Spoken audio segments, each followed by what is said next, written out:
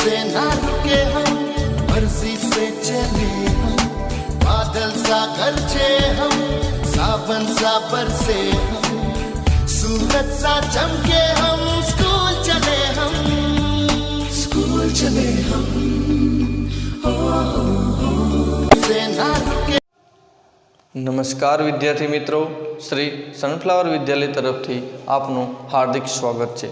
आज आपणे ધોરણ 9ની અંદર આપણે પાઠ ભણતા હતા બંધારણના મૂળભૂત લક્ષણો અને તેના વિશે ઘણી ચર્ચાઓ કરી। આગળના ભાગની અંદર આપણે ઘણા બધા લક્ષણો જોયા છે, બરાબર? કે પછી એક જે નાગરિકત્વ હોય, લિખિત બંધારણ હોય, સમવાય તંત્ર હોય, તો આ સમવાય તંત્રની અંદર આગળના ભાગની અંદર આપણે 3 યાદી જોઈ હતી: સંયુક્ત યાદી, રાજ્ય યાદી અને સંઘ યાદી, બરાબર? આ આપણે ચડતા ક્રમની અંદર ગોઠવીએ। તો શરૂઆતની અંદર આપણે જોઈએ કે આ છે ધોરણ 9ની અંદર સામાજિક વિજ્ઞાનના। ખાસ વિદ્યાર્થી મિત્રો ધ્યાન રાખવાનું છે, માત્ર પરીક્ષા માટે આપણે વાંચન કરવું, પરીક્ષા માટે જ પાકું કરવું એવું જરૂર નથી। આ બંધારણ છે, આપણે એક ભારત દેશના નાગરિક છીએ, એટલે આપણે ભારત દેશના નાગરિક છીએ તો બંધારણ વિશે આપણને થોડી ઘણી તો માહિતી હોવી જોઈએ જ। અને તમે ધોરણ 9માં આવી ગયા છો એટલે આ બંધારણ વિશે થોડીક માહિતી પ્રાપ્ત થાય, જેથી કરી આપણા દેશમાં શું ચાલે છે, દેશ કઈ રીતે ચાલે છે એના વિશે આપણને કેટલીક માહિતી પ્રાપ્ત થશે। કારણ કે આપણે ભારત દેશમાં રહીએ છીએ, ક્યાંક ને ક્યાંક જરૂર પડવાની કાયદા કાનૂન, તો આ બંધારણના આધારે આપણે ચાલી શકીએ। તો સૌપ્રથમ આપણે જોઈએ કે બંધારણમાં કેન્દ્ર અને રાજ્યો વચ્ચે સત્તાનું કેવું છે, સ્પષ્ટ અને વિશદ વિભાજન કરવામાં આવ્યું છે। શું કરવામાં આવ્યું છે? વિભાજન। જો આપણો ઘણો વિશાળ દેશ છે, મોટો, બરાબર? તો આટલા બધા કે આવડો મોટો દેશ એક વ્યક્તિથી ચાલુ ઘણું કઠિન છે। એટલે શું કર્યું, દરેકને પોતપોતાનું કાર્ય સોંપી દીધું। રાજ્ય હોય તો રાજ્યને, તાલુકાને, ગામડાને, જિલ્લાને, દરેકને મહાનગરપાલિકા, નગરપાલિકા, દરેકને પોતાની સત્તાઓ અને એ રીતે વહેંચણી કરી નાખી, જેથી કરી એ પોતપોતાનું કાર્ય પોતાના વિસ્તારની અંદર સારામાં સારું કરી શકે। જો બધા લોકોને આપણે આ રીતે ભાગ પાડશું તો સારામાં સારો દેશ ચાલશે। એટલા માટે સંઘ સરકાર અને રાજ્ય સરકાર, એટલે કે કેન્દ્ર સરકાર અને રાજ્ય સરકાર, દરેકને પોતાની સત્તા અને સરસ મજાનું વિભાજન, કેવું સ્પષ્ટ, ચોખ્ખું એકદમ એવું વિભાજન કરવામાં આવ્યું, જેના માટે આપણે કુલ 3 યાદીઓ આપણા બંધારણની અંદર મૂકવામાં આવી છે। ખાસ એ વિદ્યાર્થી મિત્રો આપણે યાદ રાખવાનું છે, એના માટે બંધારણમાં મૂકવામાં આવેલી છે। તો આ જ બંધારણની વાત કરીએ આપણે હમણાં જ ટૂંક સમયમાં તારીખે જઈએ 26/11, બરાબર? એટલે 26 નવેમ્બરની વાત કરીએ તો 26 નવેમ્બરે સરસ મજાનું આપણું ભારતનું બંધારણ કમ્પ્લીટ સંવિધાન બની ગયું હતું, બરાબર? તો આ એ જ વાત છે, આપણે આગળ ભણી ગયા। તો આ 3 યાદીઓ હવે તમને પરીક્ષાની અંદર પૂછવામાં આવે કે બંધારણમાં કુલ કેટલી યાદીઓ મૂકવામાં આવેલી છે, તો આપણે 2 જજક 3 લખી નાખવાનું, 3 ઘડે 3, એટલે તમને સરસ મજાનો 1 માર્ક મળી જાય। હવે ખાસ ધ્યાન એ રાખવાનું છે કે 3 યાદી કઈ, તો કે કેન્દ્ર યાદી, રાજ્યોની યાદી અને સંયુક્ત યાદી। કેન્દ્ર અથવા સંઘ યાદી બંને એક જ થાય। કેન્દ્ર યાદીને બીજા સંઘ યાદી તરીકે પણ ઓળખવામાં આવે છે। તો આ કેન્દ્ર યાદી છે, એટલે કે કેન્દ્ર સરકારને કઈ કઈ સત્તાઓ સોંપણી કરવામાં આવેલી છે, કેટલા વિષયોની અંદર એને પોતાનું વધારે બધું ધ્યાન રાખવાનું હોય છે। આમ તો આખા દેશની દરેક સત્તા સર્વોચ્ચ પહેલાં કેન્દ્ર જ હોય છે, છતાં પણ કેટલીક કામની વહેંચણી કરવામાં આવેલી છે, ખાસ એ જોઈએ તો આ સંઘ યાદીની અંદર કુલ 97 જેટલા વિષયોનો સમાવેશ કરવામાં આવે છે। ખાસ તમને પરીક્ષાની અંદર, વિકલ્પની અંદર અથવા તો ખાલી જગ્યાની અંદર પૂછાય કે સંઘ યાદીની અંદર ખાલી જગ્યા જેટલા વિષયોનો સમાવેશ કરવામાં આવેલો છે, તો આપણે 97 એ તમારે લખવાનું થશે। કુલ એવા 97 વિષયો છે જેની અંદર કેન્દ્રની સત્તાઓ છે અને વિશેષ સત્તાઓ આપવામાં આવેલી છે। જેમાં હવે 97 સત્તાઓ છે, તો એ 97 સત્તાઓ કઈ કઈ છે, તો જેમાં કાયદો ઘડવાની સંપૂર્ણ સત્તા કોણ ધરાવે છે? સંસદ ધરાવે છે। શું? કાયદો ઘડવાની સંપૂર્ણ સત્તા કોણ ધરાવે છે? તો કે સંસદ ધરાવે છે. કાયદો ઘડવાની સંપૂર્ણ સત્તા ખાલી જગ્યા ધરાવે છે? તો કે સંસદ ધરાવે છે. તો આખા દેશની અંદર સંપૂર્ણ ભારતની અંદર કોઈ નવો કાયદો જો ઘડવામાં આવતો હોય તો એની સંપૂર્ણ સત્તા સંસદ ધરાવે છે.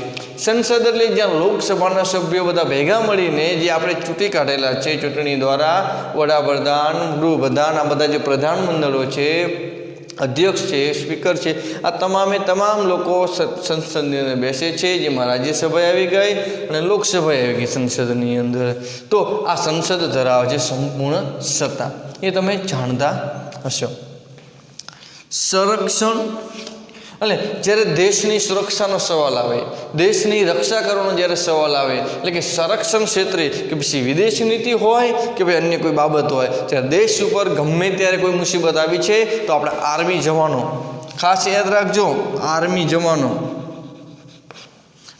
એ આપણે દેશનું સંરક્ષણ કરતા હોય છે. તો એ સંરક્ષણ બાબતે કોઈ પણ નિર્ણય લેવાના હોય તો ક્યારે કયા શું વાત કરવી, કઈ રીતે ચડાઈ કરવી, કઈ આ તે બધું એ તમામ બાબતો આ સંરક્ષણ એ કેન્દ્ર સરકાર ધરાવતું હોય છે. આપણા દેશની જે સરહદો છે એ સરહદ ઉપર તૈનાત જે સંરક્ષણ છે એ BSF હોય, CRPF હોય, કોઈ પણ હોય, એ દરેકના નિર્ણય લેવા માટે કેન્દ્ર સરકાર ખૂબ જ મહત્વપૂર્ણ છે અને એની હાથની અંદર સત્તા છે. જ્યારે પણ કોઈ બટાલિયન મૂકવાની હોય, કોઈ રાજ્યને જરૂર પડતી હોય કે અમારે આટલી આર્મીઓને કે આ ફોજની જરૂર છે, તો ત્યારે તરત કેન્દ્ર સરકારે વ્યવસ્થાને આધીન જે કંઈ અનુકૂળતા પ્રમાણે એ દરેકને અહીં મોકલવામાં આવે છે. ત્યારબાદ છે વિદેશી બાબતો. તો વિદેશી બાબતો એટલે શું? તો કે વિદેશ બાબત એટલે વિદેશ સાથે વ્યાપાર કરવાનો થતો હોય, વિદેશ સાથે કોઈ કાર્ય કરવાનું થતું હોય. વિદેશ એટલે ભારત સિવાયના અન્ય દેશો છે એ વિદેશ આપણે કહી શકાય. તો વિદેશની બાબતની અંદર કોઈ પણ હોય કે વિઝા બાબતે હોય, વ્યાપાર બાબતે હોય, આયાત બાબતે, નિકાસ બાબતે કોઈ પણ કાર્ય હોય તો દરેક સત્તા કોની હોય છે? કેન્દ્ર સરકારની હોય છે. દાખલા તરીકે હમણાં જે ટૂંક સમય પહેલાંની વાત કરીએ આપણે અભિનંદનની વાત કરીએ. તમે બધા જ જાણતા હશો, બરાબર? જ્યારે એર સ્ટ્રાઇક કરી ત્યારે અભિનંદન દ્વારા જેનું પ્લેન ક્રેશ થઈ ગયું અને તે પાકિસ્તાનની અંદર ની જમીનની અંદર તે પડી ગયો, અને ત્યારે જ આપણે ભારત સરકાર દ્વારા અભિનંદનને 24 કલાકની અંદર ને પાછો 48 કલાકની અંદર ટૂંકમાં એક કે દિવસની અંદર પાછો લાવવામાં આવે ભારત દેશ. તો એ કોણ? રાજ્ય સરકારને એક કેન્દ્ર સરકાર મહત્વપૂર્ણ ભાગ ભજવતા હોય છે. અણુશક્તિ છે, નાણું છે, વીમો છે, બેન્કિંગ છે, તાર ટપાલ, રેલવે, આવા જે રાષ્ટ્રીય મહત્વ ધરાવતા ક્ષેત્રોમાં કેન્દ્ર સર્વોપરી સત્તા ધરાવે છે. હવે અણુશક્તિ હોય કે અણુ ખરીદવાના હોય કે અણુ બોમ્બનું પરીક્ષણ કરવાનું હોય, કોઈ વૈજ્ઞાનિક બાબતે કંઈ જવાનું હોય, અંતરિક્ષની અંદર કંઈ વાતચીત કરવાની હોય, આ તમામ લેવલો હોય. એ પછી નાણાં ખાતું હોય, બરાબર? આર્થિક નાણાકીય જે હમણાં જ આત્મનિર્ભર યોજના લોન્ચ કરી નાણાં ખાતા દ્વારા, તો આ બધી જ બાબતો હોય. વીમો, તમે સરસ મજાનો વીમો ઉતારતા હોય, જેને ઈરડા આપણે કહી શકીએ સંસ્થાને, તો એ સેબી છે, તો આ વીમો છે. બેન્કિંગ ક્ષેત્ર છે, દરેક જે બેન્કિંગ RBI, જેમાં રાજ્યની કોઈ સત્તા હોતી નથી, જે RBI થ્રુ દ્વારા કે અલગ બેન્કોની અંદર રચના કરવામાં આવતી હોય છે, અને RBI જે નિરીક્ષણ રાખતી હોય છે, અને RBI ઉપર સરકાર નિરીક્ષણ રાખતી હોય છે કે ફેરફાર કરવાના હોય કે કંઈ સુધારા કરવાના હોય, કેટલા, એ બધી જ બાબતોમાં સત્તા કેન્દ્રની હોય છે. પોસ્ટ ખાતું તમે જોયું હશે, પોસ્ટ ઓફિસ, રેલવે છે, આ દરેક બાબતમાં સુધારા વધારા કરવાનો હોય, નવી ટ્રેનો બનાવવાની હોય કે ભાઈ નવી કંઈક યોજના લાવવાની હોય, તો દરેક બાબતની અંદર કેન્દ્ર સરકાર પોતાની સત્તા ધરાવે છે. એ આટલી બાબતોની અંદર કદાચ તમારો પ્રશ્ન પૂછવામાં આવે કે કેન્દ્ર સરકાર દ્વારા કે સંઘ યાદીની અંદર કયા વિષયોની બાબતો પર ચર્ચા કરવામાં આવે, કયા વિષયો બાબતો પર સર્વોપરી સત્તા ધરાવતી હોય છે, તો તમારે આટલી યાદી લખવાની થશે. એ પછી સંરક્ષણ ક્ષેત્રે હોય, વિદેશી બાબત હોય, અણુશક્તિ હોય, નાણું હોય, વીમો હોય, બેન્કિંગ, તાર ટપાલ, રેલવે, આ દરેક બાબત ઉપર ચર્ચા કરવાની તમારે થશે. ત્યારબાદ હવે આપણે જોઈએ રાજ્યોની યાદી. આ હતી એ સંઘ યાદી હતી જે કેન્દ્ર સરકાર કરતી હોય. હવે આપણે રાજ્યોની યાદી ભણવાની છે, જે કે આપણા ભારત દેશની અંદર કુલ 28 જેટલા રાજ્યો છે. તો આ દરેક રાજ્યોને પોતાની સત્તા સોંપણી કરવામાં આવતી હોય છે. આ દરેક રાજ્યોએ પોતાના રાજ્યને સુખાકારી માટે, જનકલ્યાણ માટે અને લોકોનું કઈ રીતે આગળ થાય, પોતાના રાજ્યનો વિકાસ કઈ રીતે થાય, એના માટે રાજ્યોએ પોતાની યાદીઓ બહાર પાડવામાં આવેલી છે. જે બંધારણની અંદર, સંવિધાનની અંદર રાજ્યોને કઈ કઈ સત્તાઓની સોંપણી કરવામાં આવે છે એ તમામ યાદીઓની આપણે ચર્ચા કરવાની છે. તો આ રાજ્યોની અંદર કુલ 2×67, ખાસ યાદ રાખજો, 2×67 વિષયોનો સમાવેશ આ કરવામાં આવેલો છે. રાજ્યોની યાદી જોવા જઈએ તો 67 વિષયોનો સમાવેશ કરવામાં આવેલો છે. જેમ કે કેન્દ્રમાં 97 હતા, એવી જ રીતે રાજ્યોની અંદર કુલ 66 વિષયોનો સમાવેશ કરવામાં આવેલો છે. જેમના પર કાયદો ઘડવાની સંપૂર્ણ સત્તા રાજ્યોની, એટલે કે ધારાસભા હોય કે વિધાનસભા ગૃહો ધરાવે છે. જેવી રીતે કેન્દ્રની અંદર સંસદ કાયદા ઘડવાની સત્તા ધરાવતું હોય છે, એવી જ રીતે રાજ્યની અંદર વિધાનસભા ગૃહો છે કે રાજ્યમાં કોઈ નવા કાયદા ઘડવા હોય તો સંપૂર્ણ સત્તા કોણ ધરાવે છે? વિધાનસભાઓ અથવા વિધાનસભા ગૃહો. હવે જોઈએ કે રાજ્યને કઈ કઈ સત્તાઓ મળેલી છે.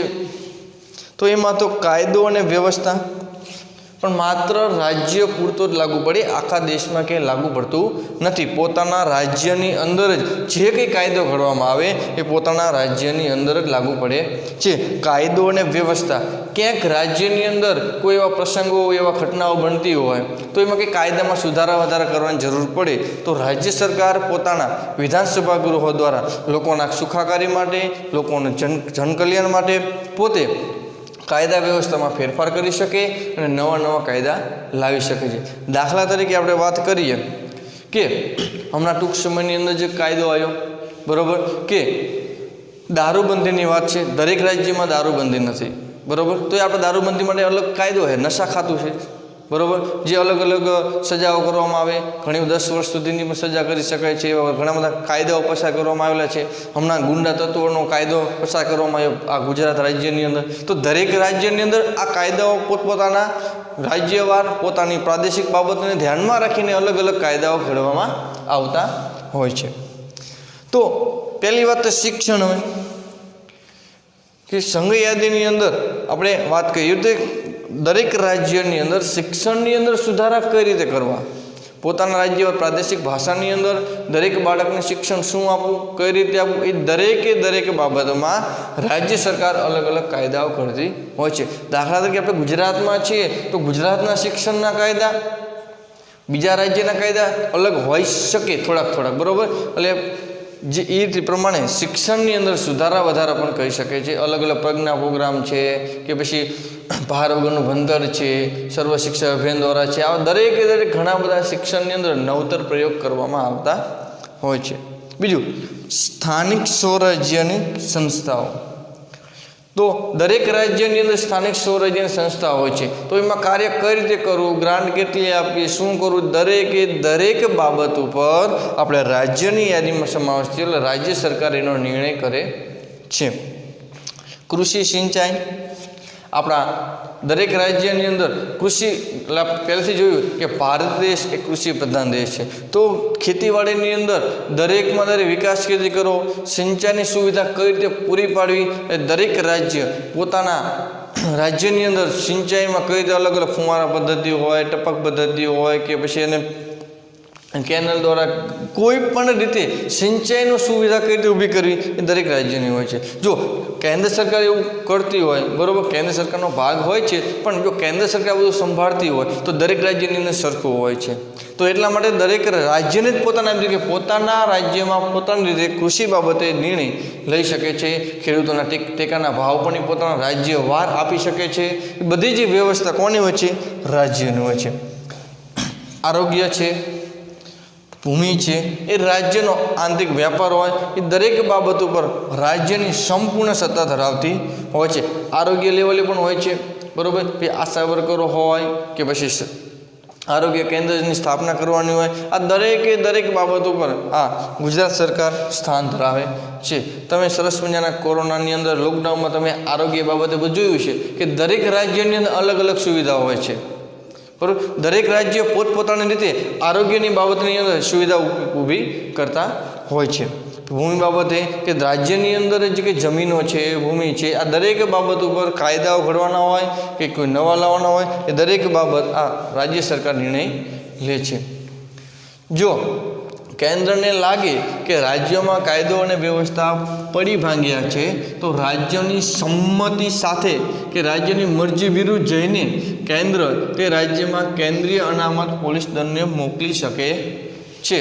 તમને વાત કરી કે દરેક રાજ્ય સંપૂર્ણ સત્તા ધરાવે છે, એનો મતલબ એવો નથી કે રાજ્ય મન ફાવે ગમે તે કરી શકે.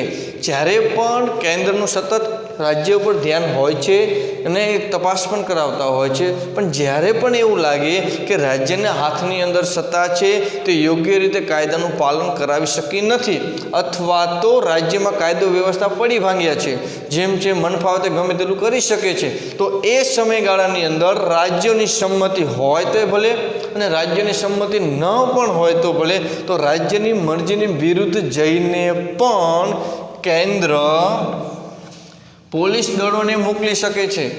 જે કેન્દ્ર સરકારની અંદર જે કે પોલીસ દળો છે, આપણે વાત કરીએ BSF હોય, CRP બટાલિયન હોય, એ દરેક બાબત રાજ્યની અંદર મોકલી શકે છે. દાખલા તરીકે જ્યારે આપણે આનંદીબેનનું શાસન હતું એ વખતે આંદોલનો થયા હતા અનામત આંદોલન માટે, બરાબર.